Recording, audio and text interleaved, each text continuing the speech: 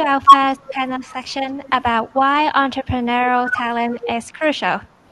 Entrepreneurial mindset is a way of thinking that enables us to make opportunities and overcome challenges. But why it is important to a corporate? How corporate spots and nurture these talents? What are the views of the big corporates? Today, the speakers of our first panel session will tell us more about the entrance ticket to becoming a future leader. May I invite Mr. Andrew Young, Associate Director, Innovation of Sino Group. Mr. Siwai Chen, Co-owner, Chief Talent and Purpose Officer of Hong Kong Board Brand Network. Mr. Teddy Liu, Member of Hong Kong Management Association, People Development Management Committee. And the moderator of this panel, Mr. Ivan Wong, Public Sector Lead, Hong Kong and Macau LinkedIn. Let me pass the time to Ivan. Cool. Thank you for the introduction, and also thank you, PI, for the invitation to us all. So maybe I can start with a quick introduction before I pass to the rest of the guests for a quick introduction of themselves. So my name is Ivan. I work at LinkedIn to support the public organization for success, as well as to support the government on making sure that we have sufficient talent supply for the market. So as you all might know that, LinkedIn, we rely heavily on our recruitment business, and we're connecting over 20 million of jobs on a daily basis. And from a data point of view, right, we read through all these job descriptions and, the invitation of talent. We see that entrepreneurial spirit is something definitely emerging in the market that lots of corporates are asking for it. And today we have the honor of having quite a few leaders from different leading corporate in Hong Kong to share with us more about, in the field, in the organization, what are they doing. So this might make a very interesting conversation because, when we first think about entrepreneurial spirit, we think these people should actually start their own business instead of joining a corporate, right? So this is what we have been advocating for the past years. So just to begin with, inviting our guests for a quick introduction of themselves, as well as to share with us, why entrepreneurial spirit is crucial in the organization before we go deep into more of the conversation. Maybe we can have Andrew first. Okay. Right. So my name is Andrew Yang. I'm the Associate Director for Innovation for Sino Group. As you know, Sino is a major property developer in Hong Kong. But my own background has actually been, for last 20-something years, been involving in startup technology transfer and taking technology into commercial reality. Now, in my work at the moment entails looking out for talents, looking out for technology startup, technology company that we as a group can work with to bring innovation and technology into our group in terms of usage. But also another element of that is we also look for investment opportunity to partner with those companies to help them to scale up and also to potentially invest in those companies. And for last year or so, last year we invested in 4 local startups over in the area of medical technology, environmental technology, farming technology, etc. And my view of future talent in entrepreneurship is we do see large corporations, instead of doing everything themselves, they turn to entrepreneurs, they turn to young startups who are agile, who are flexible, dynamic, and they can make things change. I mean, just look at the impact of Zoom, that the people came out of Cisco and they're making a killing of Cisco system. Actually, I think Zoom is better than the WebEx system because it's more flexible. Now, we see large corporate looking for startups to fill their dreams as they move forward. And the world has changed so much. So I believe there's a good future for good talents in entrepreneurship, in creating a future business for themselves. Nice, lovely from you, Andrew. Siwa, do you want to go next? No, thank you, Ivan. This is Siwa here, co-owner, Chief Talent and Purpose Officer of HKBN Group.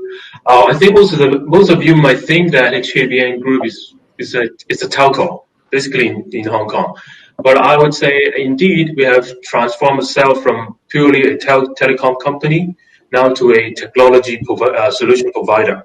But as the one who is leading the talent engagement team in this group, I would rather say we're also a talent company.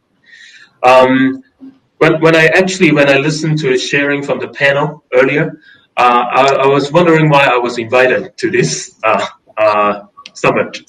But I think one thing that might be related to this is because of me as the co-owner of this company. And one very important fact about myself is actually over half of my personal net worth is actually invested in the HKBN group. So I think very similar to other entrepreneurs when they have life saving invested in their startup or companies. I can feel that the ownership, how they care about the company, how they really want to succeed, is something that's related. And to us, I think in this company, we're not talking about entrepreneur is just like a simple core value, but it's more about a culture. I think especially when we're going through the COVID-19, for us, we want to make sure that during this time, we'll be improving and strengthening ourselves better than when we enter the COVID-19 period. Because for us, the reason why we need to transform from telco to a technology provider is we want to make sure we change, otherwise we will die. So for us, it's change or die. It's very similar to a lot of entrepreneur and a lot of startup. You have the spirit. You're very agile. I think it's not only about ourselves. It's also about looking at outside. We love to partner with startup. We love to working with them. The reason is because they care about themselves and also they care about us. It is not easy, but I would say in my role, obviously we want to.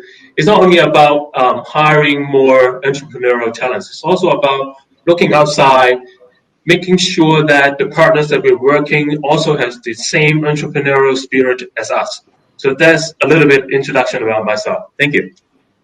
Cool. Thanks, CY. I would love to have a title like that as well, co-owner. Sounds pretty cool. So, Teddy, you want to share about more of your perspective? Right. So first of all, you can see that my title is Hong Kong Management Association People Development Management Committee. So why I use this title instead of my job? I'm working in New World. In the past 10 years, I've been driving talent development innovation. And I just changed a little bit of my job scope into audit, governance, risk. And on top of that, I'm still driving innovation in New World. But yet, I want to use this title of people development because I think that all people need to be developed, right? With all the talent here. So far, I think I'm invited in this, summit here because I'm driving innovation for New World Group for the past 10 years, and I'm doing that. So what entrepreneur means to us? Actually, I don't think it's a title. Actually, it's a mindset, right? Everybody needs to be entrepreneur, either for their own business, for themselves, or for the team, the company, whatsoever. So actually, entrepreneur encompasses a lot of different attributes to make sure somebody really driving something. Driving for the passion, for their own vision. So it's some kind of degree, the perseverance, all the challenges you take for the end to achieve, right? So entrepreneur actually is a mindset rather than a role or a title whatsoever. Of course, there's some difference between corporate employees and entrepreneur, right? Particularly on the risk aspect. But yet, in New World, we are a 50 years company, right? We don't see ourselves as an encumbrance, right? We will make ourselves as a startup.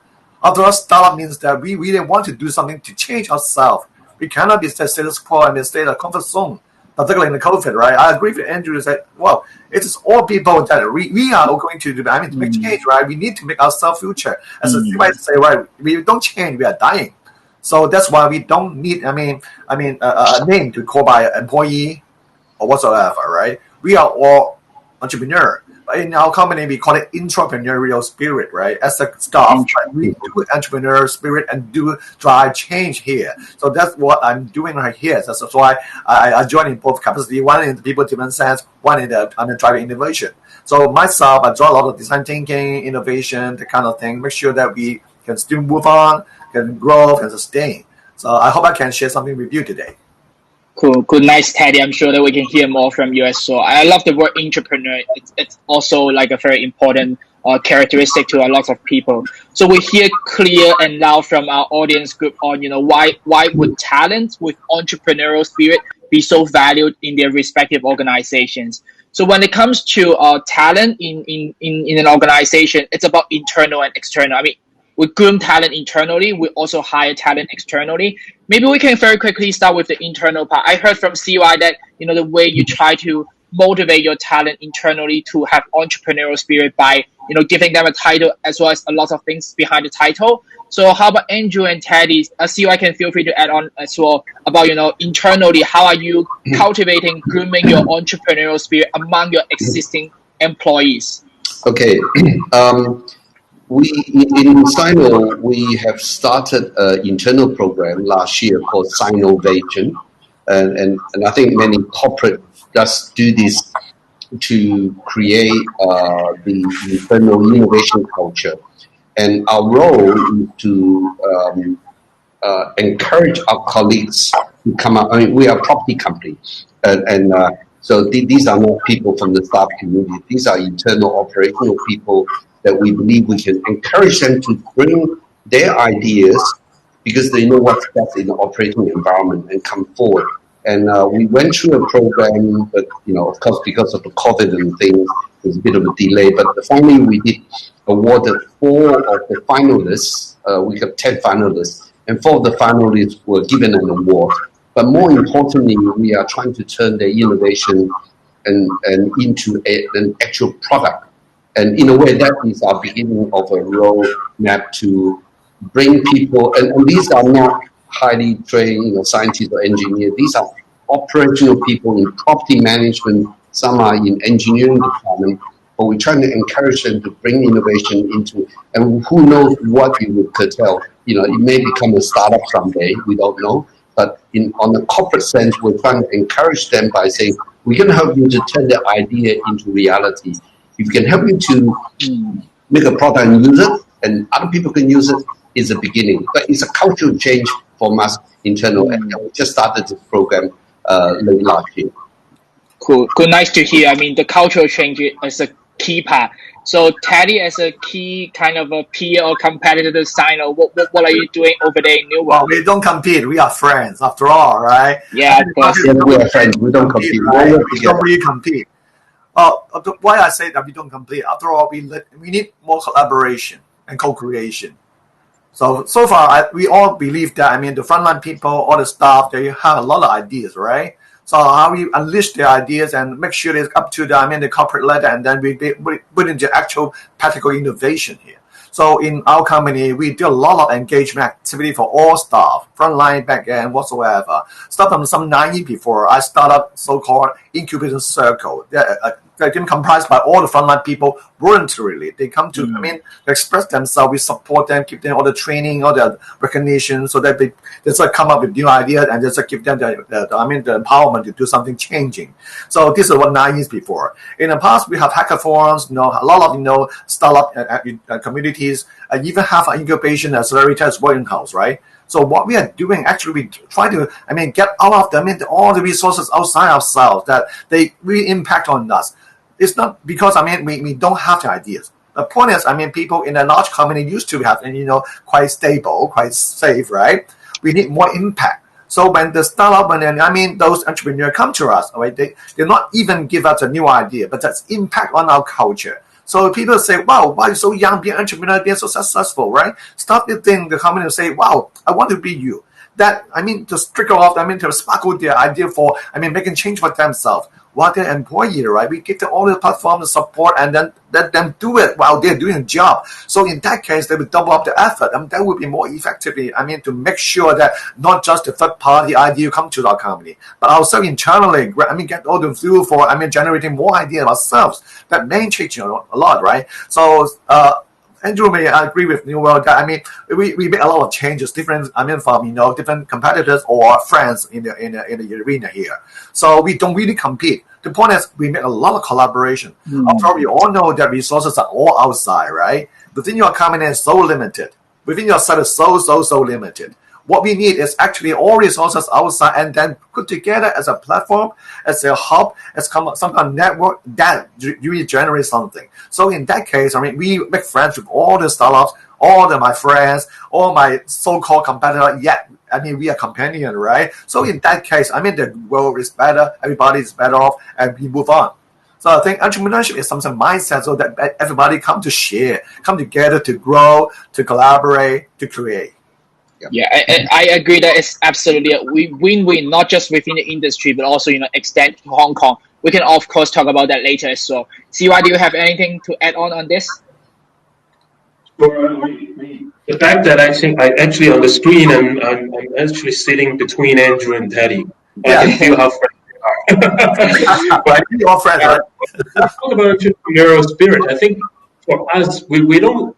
But I really agree what Teddy mentioned. It's about culture, but we don't call it entrepreneurial culture. We call it co-ownership culture. For us, actually, we invited the top 25% of the company's talents to invest from 2 months to 2 years of their salary into the company. And the reason for doing that is to make sure they have skin in the game. Obviously, from the rational side, it's an investment opportunity for them to invest some money, and if we can hit the target, they'll get a very awesome return. But at the same time, if you look at my title, for everyone who have invested in the company, it's also on the emotional side that you will become a co-owner of this group. And becoming a co-owner, obviously, when you really don't have the guts to start up a new business like me, being a co-owner is not bad, because for everything that you do and think and cooperate with some of the colleagues in the company, you will think not from your own department's perspective. Actually, for whatever you think is for the benefits of the company. So it's quite different, and we really need that, because skin in the game is something that is driving behaviors. So we build this culture by co-ownership, and it's somehow related to the compensation of our team. And on top of that, actually, we have another scheme called Pain Gain. It is quite special because I think like other companies who's been here for that for 30 years already. We have a lot of ideas from the team, but normally when the ideas came up, when they talk to the managers or supervisors, they will challenge them on the idea. And all of a sudden, the idea disappears. Even though they have some new ideas, great ideas, it disappears just because the team leaders challenge them. But for us, we encourage that by asking if you think that it would be a great idea to perhaps create some new revenue for us or cost-saving initiative, why don't you just invest in that project with a small pay? Let's say invest in a month of your salary. If the KPI that you have met with the project, then you'll have 4 times of return. People started to think about that. And with this, actually, our management will support them. And in most cases, they will succeed and get the return. We're not saying that we'll eat up the pain if they fail. Actually, we invite them to donate it to charity rather than the company accepting that. But I think by doing this way, people really think about new projects. Because what we encourage our talents to do is not earn from the company, because you can't really earn from the company. But you can earn together with the company. You can grow together with the company. And that is the culture and the spirit that we really want to create. And actually, on top of that, a little bit going back to my title about purpose, because we have a purpose to make our home a better place to live. So it's not only about making profit. At the same time, the ideas, what we do, has to be also benefiting not only to the shareholders, but also the customers, our partners, the community, and the environment. So these are, I think, a lot of the startup are also working on to make this world better. So I think we have a lot of commonalities between a corporate and startups. Yeah, 100% agree to the word ownership and how important ownership means to an organization. Because I work at LinkedIn, we are also part of the Microsoft group, and we also got the stock options. And when we look at the stock prices of Microsoft, we feel the ownership most of the time. Yeah. So we talked about before we open to the floor for some Q&As. I also want to hear from you guys, right? We talked a lot about how you are grooming talent internally to be, equipped with entrepreneurial spirit. A lot of people on the night, listening to this, they are not yet part of your organization. So we categorize them as external people. So when it comes to interviewing people, interviewing someone who want to join your organization, entrepreneurial spirit sounds like something rather intangible. How would you recommend people to demonstrate, or how would you run your assessment on this area? Andrew, you want to go first? Yeah, maybe I'll go first. Essentially, when we look for people, or when I look for people and I look at the startup community, people in the startup, I look for resilience and never say no, and the openness in exploring, because I think those are the fundamental essential. Is that there will be failure, and when there's a failure, don't give up. So resilience, I think, is key important, and never say no, because too many people are constrained by but these are my baggages, these are this is the protocol. I mean, that's I think Hong Kong is I believe Hong Kong is in a strife right now, because we hold so much to what we know before, and we don't change, and the world's changing so fast. So without change, we're not going to move forward. So we look for that in people, and many a time we see, and I'm quite intrigued by, for example, Microsoft. A lot of the founders and early people in Microsoft are not from tech field. I mean, my understanding, I met people that was historian and geologists who gone into different field, and people must have that openness to do something else out of their own comfort zone. I think those are the key fundamental when we look for talents. Nice. CY and Daddy, anything to add on? CY first? Or All right. anyway, let me do it first. Thank you. Well, I think that from an idea point of view, I think there will be a lot of ideas, awesome ideas from entrepreneurs, from startups. If you ever think about joining a company, I would say it's not only about the ideas. As I said, there's tons of ideas. But I think the key thing is, like a company, I think a startup will go through a lot of ups and downs. It's not only about the ups and downs or the ideas, how you learn from these ups and downs. From your experience, from their experience, if they can really demonstrate how they learn and reflect and also change from all these experiences is key. Because that is talking about the agility. It's not only about the agility to change, but learning agility as well. Because for us, as I said, we're in an ever-changing world, and absolutely in an ever-changing industry. So for talent, whether they have the expertise like Andrew has mentioned, whether they have really the exact experience that we want, is not the main thing. It's about the mindset, whether you're willing to have skin in the game. Sometimes when we're hiring senior executive, we're upfront asking them whether they want to invest in our company. At the end of the day, it's not a matter of whether they really invest or not, but at least at that point, how would they see our co-ownership is help shaping the culture of the company, and whether they really appreciate that. I think so to conclude, it's about how you see ownership in a sense, and also how you learn from your experience and demonstrate to the potential employers. So that's my 2 cents. right, my turn, right? Okay, Yeah, as I said, we don't need worker, in fact, right? I mean, we have sufficient working people in the company. We need change maker, right? Drivers. So that's why we call it entrepreneurial. Entrepreneur means that we come to the company not just to work. We need people to make change. In that case, you must have a dream, must have a passion in your own self. You want to make use of the company as a platform to make change to the success of yourself while aligned with the corporate vision and direction. So that's why we co-create together.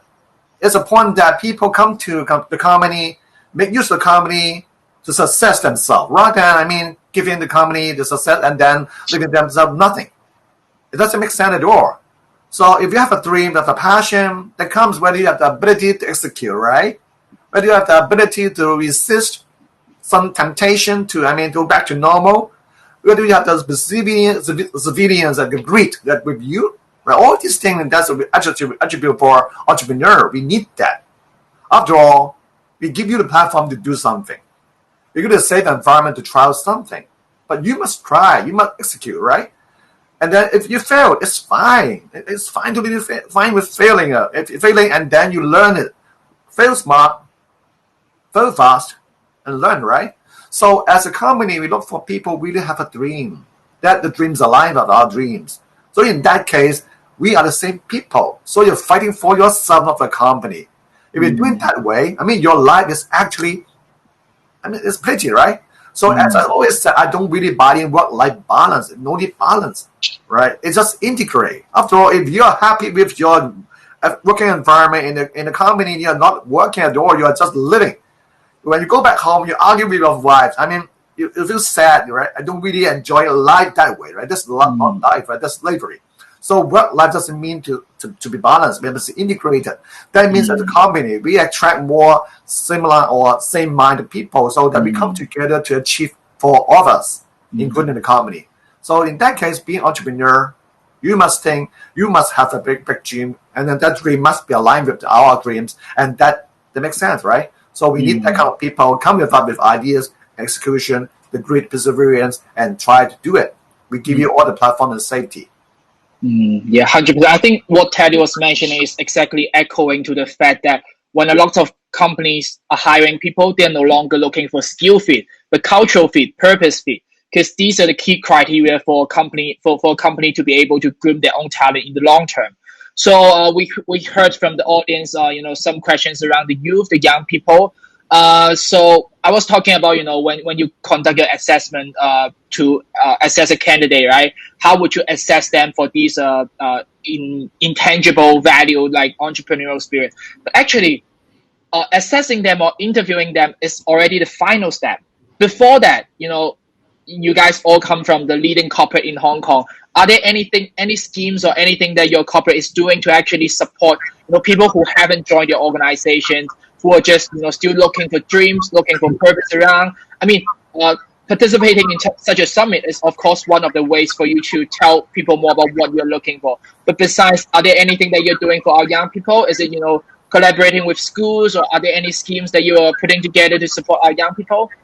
Anyone has idea can begin first. Well, I mean, we all doing everything for this. I mean, Andrew, CY, we are all doing for the universities, for all students, for all young sellers, for all entrepreneurs. So, any ideas, put forward. We just adopt it and just do it, right? Andrew, CY? Yeah, maybe I can share what we do. So we have a roadmap that for our group that we look at people from very young, like the 13 years old, right up to university and beyond university. So with the Sino family charity trust, the Hong Kong Innovation Foundation, we have been funding kids to do codings, because we believe that the problem of our generation is that we don't know enough about science in our education system. So coding is very important. We believe that's a fundamental to a lot of the tech. I mean, why is US fighting with China right now on the technology front? Is all about tech. So coding is very basic. We don't teach enough. So we're funding underprivileged families to kids from those families to be able to go through those coding programs. And beyond that, we are partnering with with SenseTime, on AI and robotics. And again, taking them into another level of courses. And then at university level, I mean, I personally been very involved in university. I work with Hong Kong U Dreamcatcher.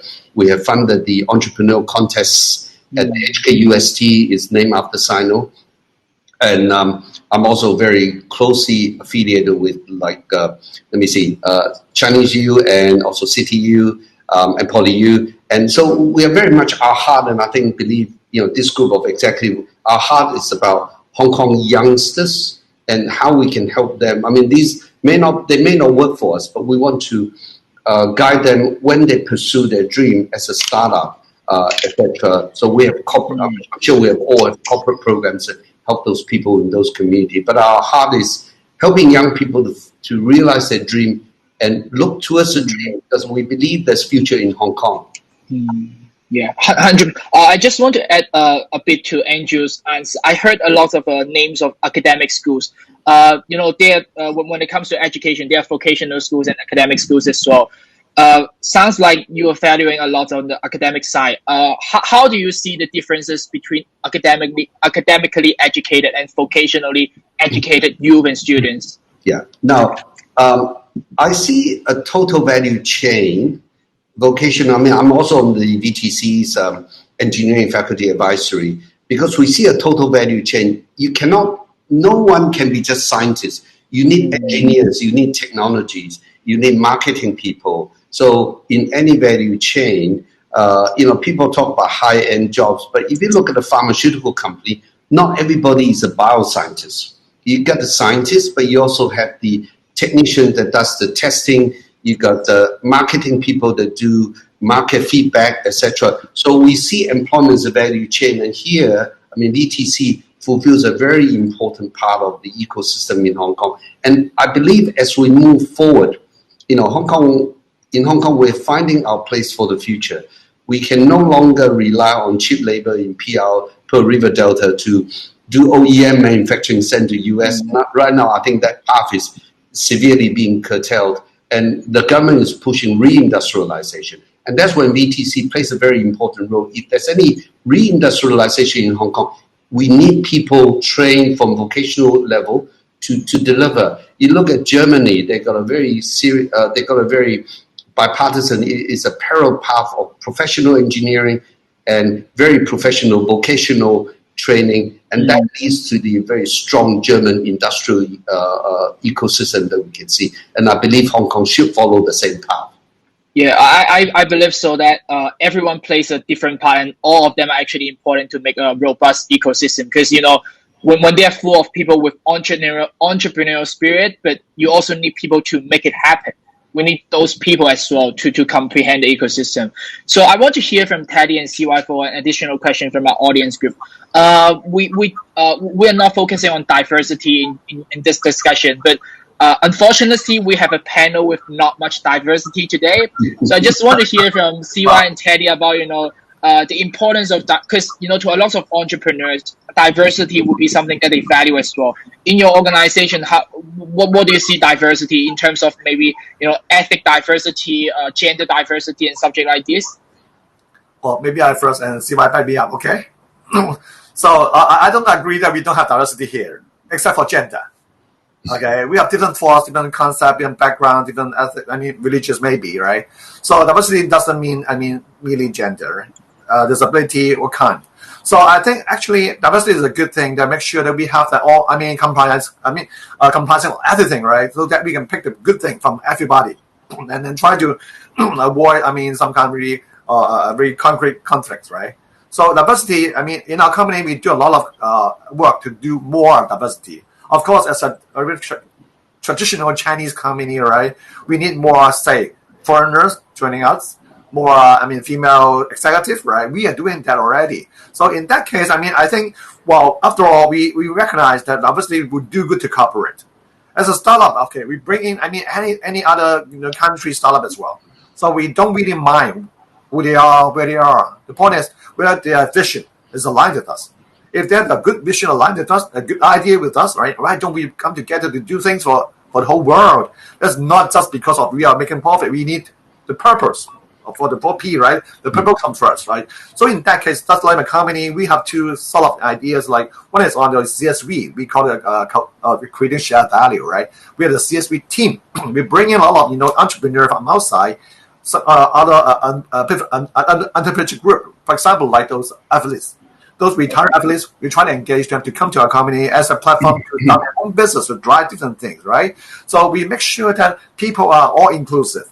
You don't really drive people away because after all, we believe that all our customers, all our stakeholders comes together as a one, not just we separate as you as client, we as a provider. You don't take it that way. We live together. So what we aim at is building an ecosystem of all parties with a similar vision. So that's why diversity is good for us. We totally agree and support it.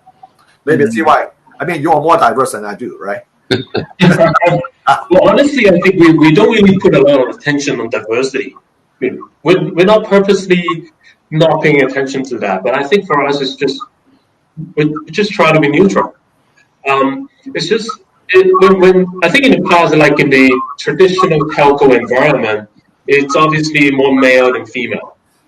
So when we talk about the networking expertise, people like that. But for us, as we're moving from a more diverse businesses, we have actually people from everywhere.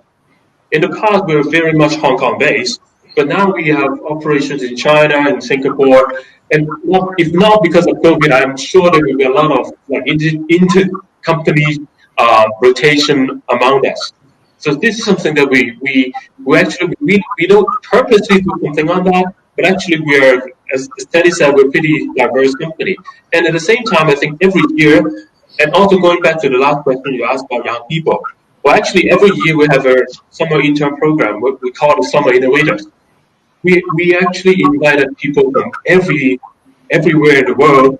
We have a lot of different ethnic group people coming to join us as interns every year, just for them to experience the culture, experience what it means by co-ownership, what it means by innovation. And we're not expecting we hire them like when they graduate, but we just want to plant a seed in their mind to help them on the mentality. And this year, because of COVID-19, we understand the labor market is not so good. So what we do is actually we have opened up 100 vacancies for Hong Kong, well, not exactly Hong Kong, but Hong Kong-based university students who have graduated this year or last year for a 3-month working experience in our company. We're not expecting to get a lot from them. It's just ended, but we see a lot of like changes from them. So bridging once again the academical and also the vocational side of these, I think of these students to help them to gain some experience so that they can prepare for future. So these, I think, a lot of the companies, like our other guests, the companies has always been doing a lot to help young people, and also, as you asked about the diversity thing. Yeah. So it is good to hear in person, because I have been seeing from a lot of data spreadsheet about what you guys were mentioning. It is absolutely good to hear from you in person today. So it's about time to wrap up, and it's a very fruitful 45 minutes. I personally learned a lot about how our leading corporate in Hong Kong are doing to support entrepreneurial spirit, no matter internally, externally, or even extend to the youth group among schools. It is good to see that our leading corporate who are rich enough is actually investing a lot, making themselves like an educational institute, re-grooming, retraining people. So I'm sure that these are very good opportunities for our audience to actually leverage on. And I'm sure that they will be really open to hear about your ideas, no matter like a working opportunity, collaboration opportunity. So feel free to connect with them. I'm sure that they're all on LinkedIn, the platform that we operate. We look forward to getting more startup to come to us, right? We always welcome them. 100%. We all welcome that ideas. So again, thank you all. Thanks Teddy, thanks CY, thanks Andrew for participating in the session. It's a very fruitful chat, and thank you Thai again for inviting us and having us in this session. So I may pass back the mic to MC to continue the session. Thank you. Thank you. Thank you. Thank you, Ivan, Andrew, CY, and Teddy for the inspiring session. For the next session, we'll talk about entrepreneurial mindset in a more personal way. The next panel will begin in 5 minutes.